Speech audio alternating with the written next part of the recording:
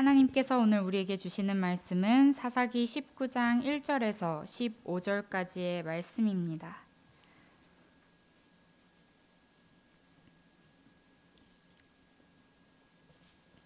하나님께서 오늘 우리에게 주시는 말씀은 사사기 19장 1절에서 15절까지의 말씀입니다.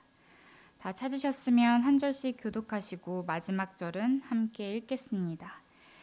이스라엘의 왕이 없을 그때에 에브라임 산지 구석에 거류하는 어떤 레위 사람이 유다 베들레헴에서 첩을 맞이하였더니 그 첩이 행음하고 남편을 떠나 유다 베들레헴 그의 아버지의 집에 돌아가서 거기서 넉 달 동안을 지내매 그의 남편이 그 여자에게 다정하게 말하고 그를 데려오고자 하여 하인 한 사람과 나귀 2마리를 데리고 그에게로 가매 여자가 그를 인도하여 아버지의 집에 들어가니 그 여자의 아버지가 그를 보고 기뻐하니라.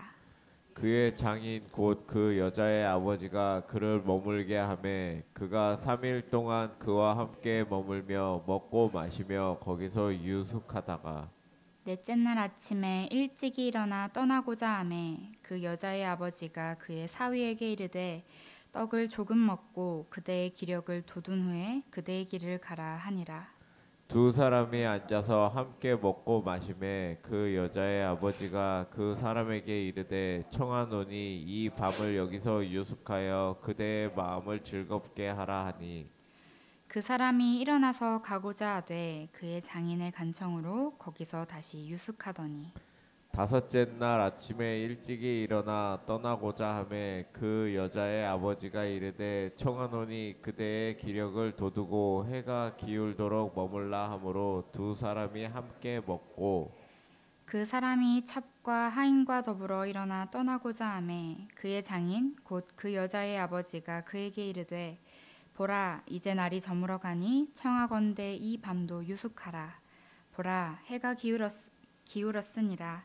그대는 여기서 유숙하여 그대의 마음을 즐겁게 하고 내일 일찍이 그대의 길을 가서 그대의 집으로 돌아가라 하니 그 사람이 다시 밤을 지내고자 하지 아니하여 일어나서 떠나 여부스 맞은편에 이르렀으니 여부스는 곧 예루살렘이라 안장 지운 낙이 2마리와 첩이 그와 함께 하였더라.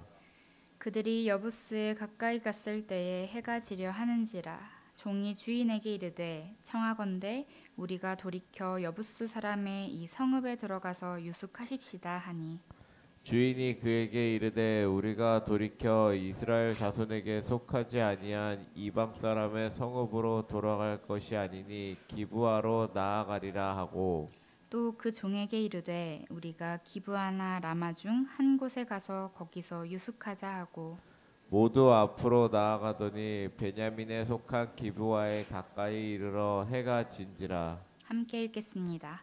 기브아에 가서 유숙하려고 그리로 돌아가서 성읍 넓은 거리에 앉아 있으나 그를 집으로 영접하여 유숙하게 하는 자가 없었더라. 교역자들과 있을 때 자주 하는 이야기의 주제가 있습니다. 그건 아이들을 어떻게 신앙적으로 잘 교육할까라는 것인데요. 다들 교육부서를 맡고 있기도 하고 아이들이 있는 부모이기에 우리 아이들을 어떻게 교육할지에 대해 항상 하는 고민은 끝이 없습니다. 다른 교회에서 사역하는 친구들과 이야기를 해보면 어린 시절 믿음이 잘 자라는 것처럼 보였던 아이가 성장하며 성경 내용에 의문을 품고 하나님의 존재를 의심하며 교회에 가고 싶어 하지 않는다는 이야기를 종종 듣습니다.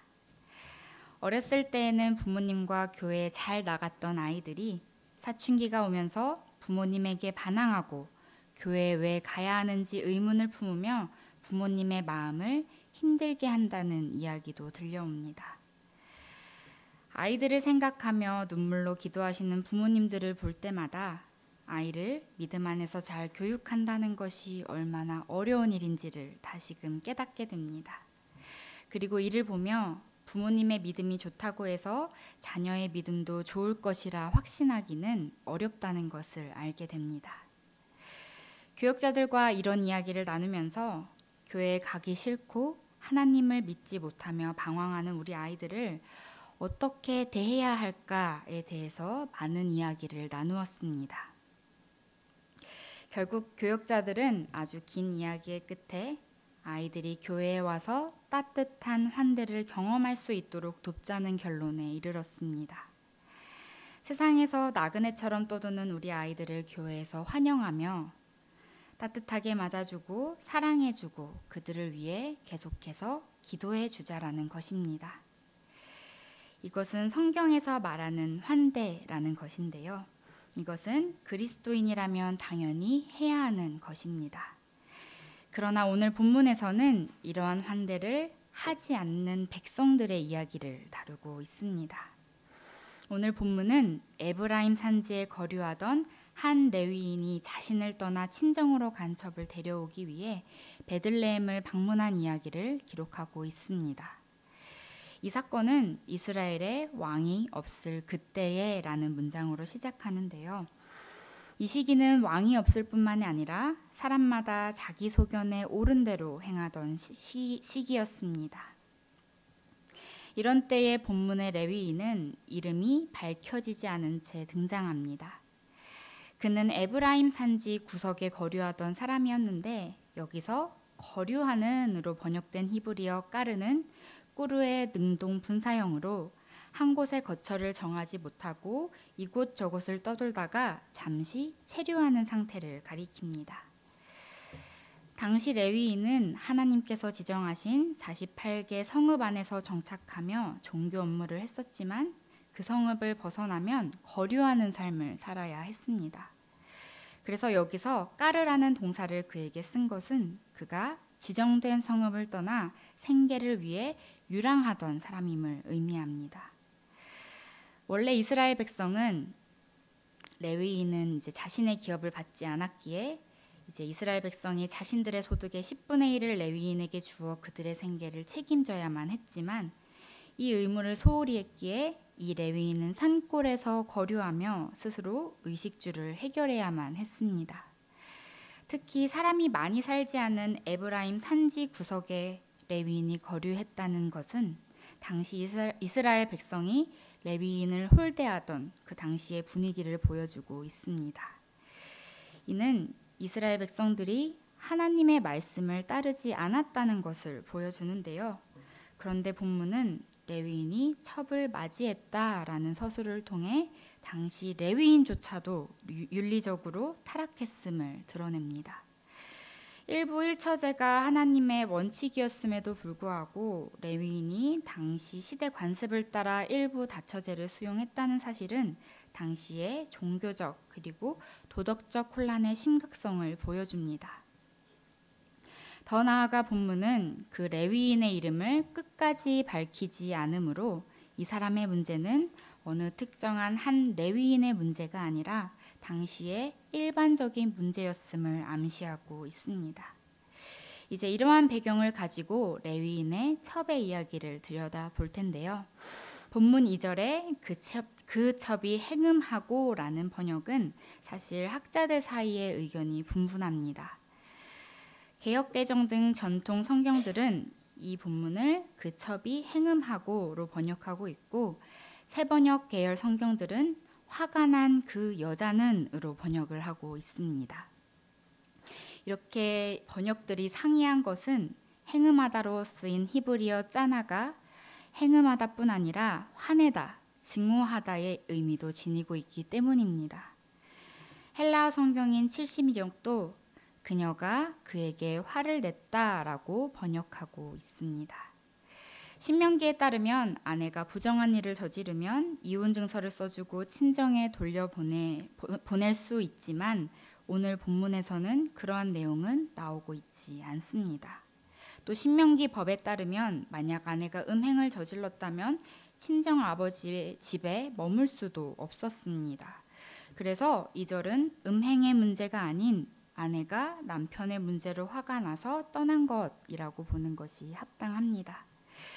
이어 3절에서 첩의 아버지는 자신의 딸을 찾아온 사위를 기쁨으로 맞이하며 3일간 편히 머물게 합니다. 레위인은 이제 4일째에 일찍 길을 떠나려고 했으나 장인의 간청으로 5일째까지 계속해서 머물고 5일째가 되던 날 해가 저물어갈 즈음에 길을 떠납니다. 이때는 날이 많이 어두워졌었기 때문에 레위인의 종이 여부스의 성에서 묵자고 제안하지만 레위인은 그 여부스 성은 이방인들이 많이 사는 곳이기 때문에 거기서 묵지 않겠다라고 거절합니다.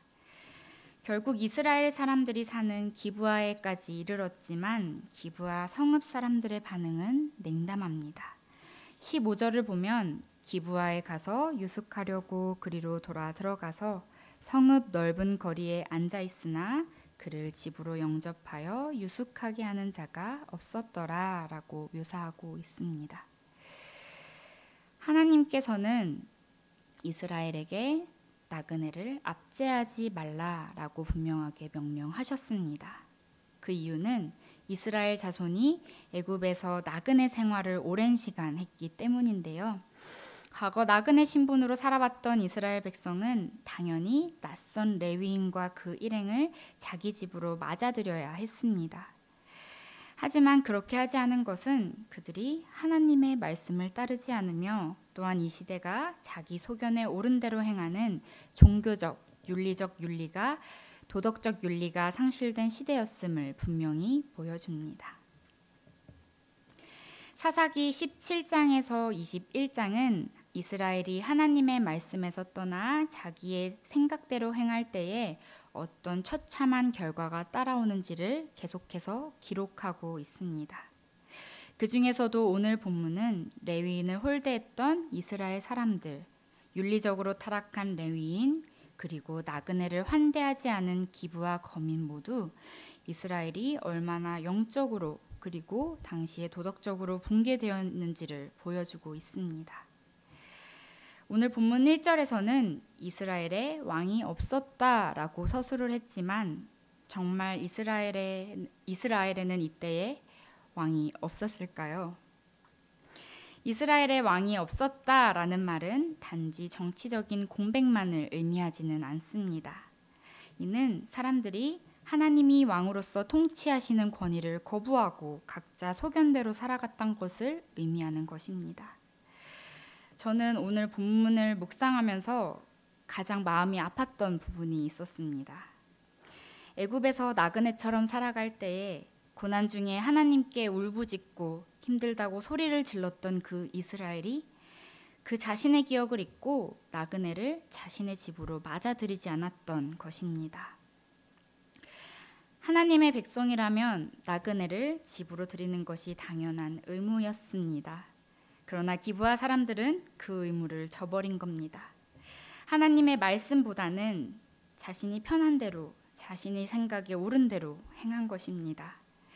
이를 통해 하나님을 떠난 시대에는 환대가 사라짐을 우리는 오늘 말씀을 통해 보게 됩니다.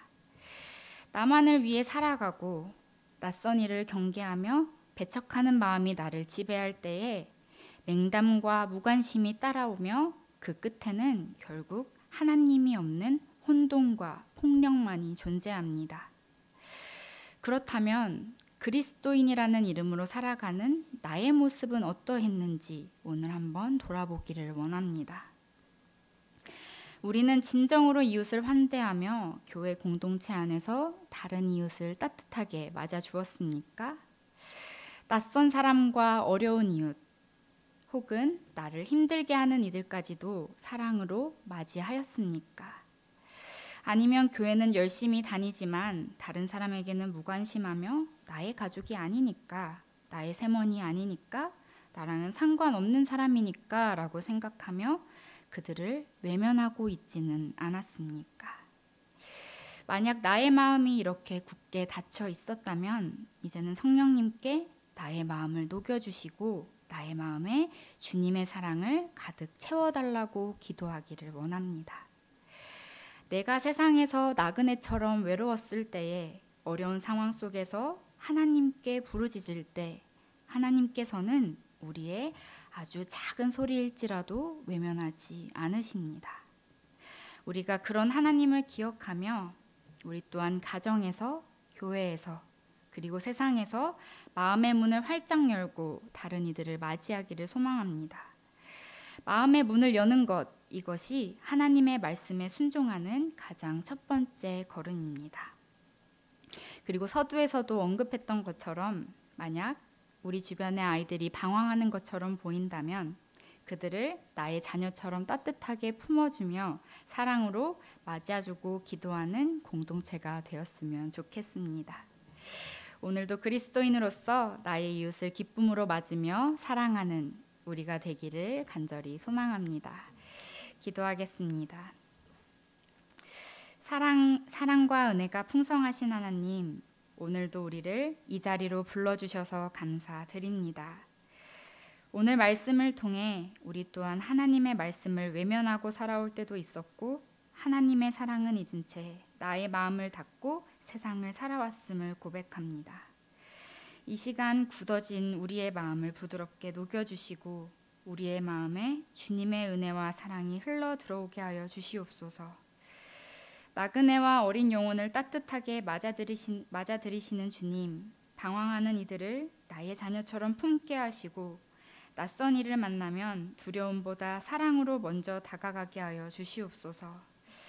우리의 작은 환대와 섬김이 모여 하나님의 나라를 이루어가는 밑거름이 되게 하시고 우리가 빛과 소금으로서 이 세상을 살아갈 수 있도록 인도하여 주시옵소서.